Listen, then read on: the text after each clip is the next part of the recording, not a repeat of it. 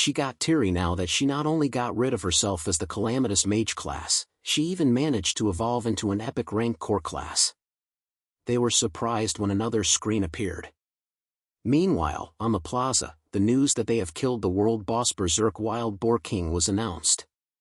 The people couldn't believe that it only took them half a day to clear the first world of the other world. Then the crowd noticed that there weren't any notifications of other hunters. They find it impossible that only one of them was able to clear it. One of them recognized the name Su Yan and recalled that she's the calamitous mage without a single ounce of attack power, so she must have been boosted by someone in order to clear the mission. Then they were able to put the pieces together that the guy she's with had a dead weight with him and still managed to kill a world boss all on his own. They couldn't believe it.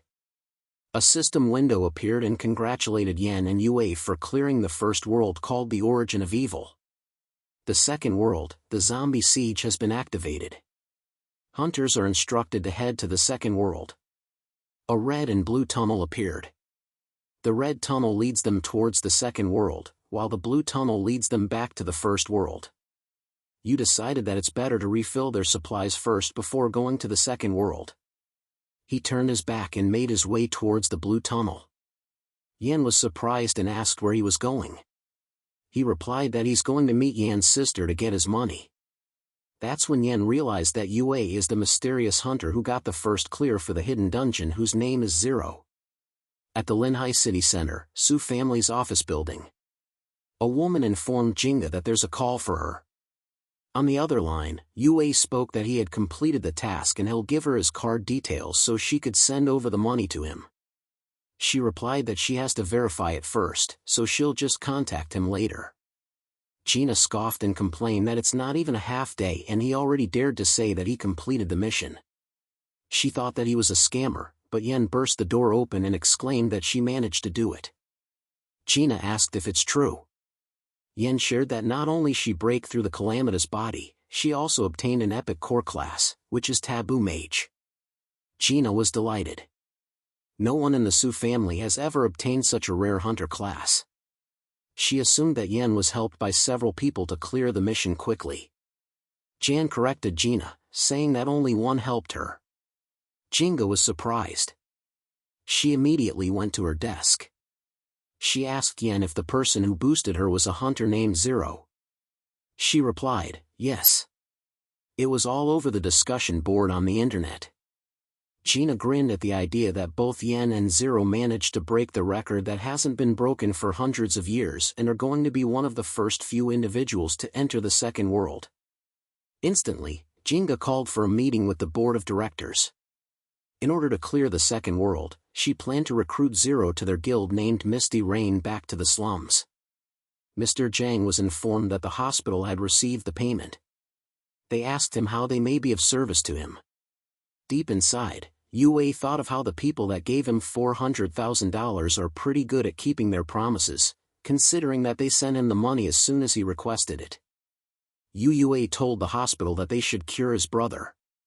The hospital reminded him that his brother's injuries are pretty severe, so they will need him to remain in the hospital for observation and recuperation, and it will cost $40,000 to $50,000 per month. Hearing that it would cost a large sum, Yue regretted agreeing to work for the rich bastard from before. His phone rang again. He answered and immediately he was offered to join the Misty Rain Guild. Gina told him that she's the vice president, Su. Gina, she assured him that the company will provide him with insurance, housing funds, as well as a monthly salary of $30,000 each month. He is also entitled to receive bonuses for his performance. It was timely. Ye immediately expressed that he will join the guild, but he has one condition: that they must never intrude into his personal life or freedom. That made Yan and Ja nervous. One of the board members argued that they could never give him that since he will be working for them. If everyone in the guild does what they want to do on their own, then there's no point in actually having a guild. Yu replied that if they can't accept his conditions, then they could just forget about it. Then he hung up. Su Chen, the Su family group CEO, asked Gina if it was the guy that she referred to, regardless of the conditions. Gina explained that the man recently became a hunter and yet he only used half a day's worth of time to clear the first world's books while having to carry Yen. Not to mention he broke the 100 red year record that no one could break. She insists on obtaining such a rare talent before the others get to him. A board member was about to argue with that, but Yen stopped him and told him that Yue is really good at what he does. Gina expressed her opinion to agree with Yue's terms for now and bring him over to the Misty Rain Guild for further assessment. Yen supported her.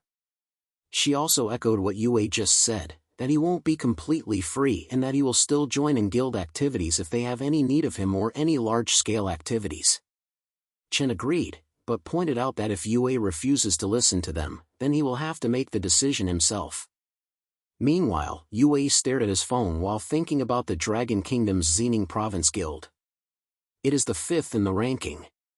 Even if it's 2 ranks lower than the Supreme Guild, it still seems pretty good. Adding on to that its monthly salary and commissions, Yue calculated that he would have more than enough for each month's hospital fees. His phone then rang again. When he answered the call, he was informed that they are willing to accept his conditions. They asked him when he will be able to report for work in their company. He replied that he will work from home instead of the office. He explained that since the office and his home are both in Lynh High City, his spawn point when logging in won't be affected. Gina was caught off guard. Yue asked if it was possible, and if that's the case, they could just forget their agreement. That pushed Gina to accept him working from home. In Yue's head, he thought of the guild master as amiable and pretty to talk with.